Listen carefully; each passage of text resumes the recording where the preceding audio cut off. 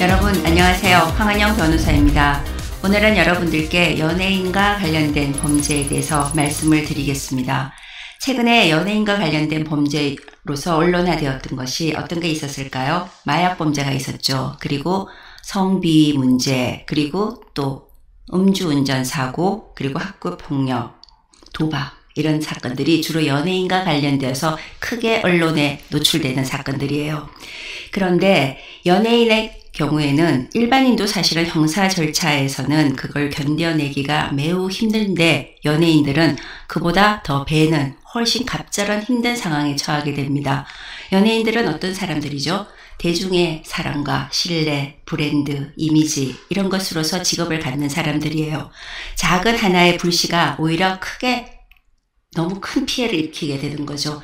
형사 책임을 진다 안 진다 그 이전에 벌써 광고 출연하는 드라마 이런 것들에서 어떤 피해를 당한 배상 책임을 져야 되는 이런 위험에도 함께 노출이 되는 거예요.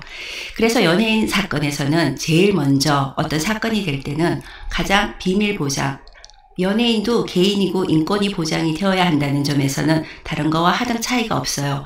가장 먼저 보통 사람보다 어떻게 보면 더 엄격하게 수사 원칙이 지켜져야 된다는 거죠. 수사는 공개 수사가 절대 아니라 비공개 수사가 우리 형사소송법의 원칙입니다.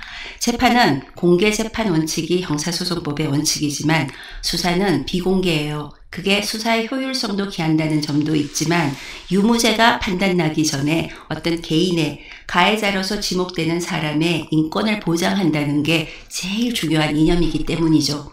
그런데 연예인 관련 사건에서는 오히려 본류보다는 다른 면들로 언론화가 되고 대중의 관심을 받으면서 연예인 개인의 입장에서는 인생이 전부가 걸리는 이런 위험한 지점에 서게 된다는 겁니다. 그래서 연예인 사건은 초반부터 사실은 조금 종합적으로 접근을 해줘야 되는 거예요. 사실은 내가 피해자인데도 이것을 어떤 법적인 호소를 했을 때 다른 문제로 공갈, 협박 이런 사안에 노출되기가 쉬운 게 또 연예인과 관련된 범죄의 특징이기 때문이죠. 그리고 금전적으로는 엄청난 손해배상의 책임도 져야 되는 경우에 직면하게 되고요. 그래서 매니저라든가 소속사 여기서만 이렇게 대응을 하기에는 한계가 많은 범죄 유형 중에 하나입니다. 그래서 초반부터 사실은 어떤 법적인 위험 그리고 어떤 법적인 대응을 해야 되는지 그리고 가장 중요한 것은 수사 절차에서 보장받아야 될 비공개 수사의 원칙과 관련된 인권 보장이 제일 중요하다는 말씀을 저는 여러분들께 드리고 싶습니다.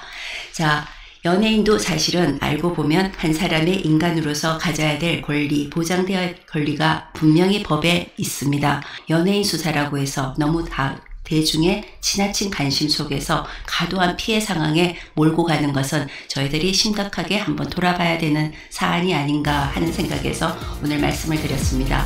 여러분들 도움이 되셨나요? 다음에는 좀 더 구체적인 연예인 범죄 유형과 관련돼서 여러분들과 말씀을 나누겠습니다. 감사합니다.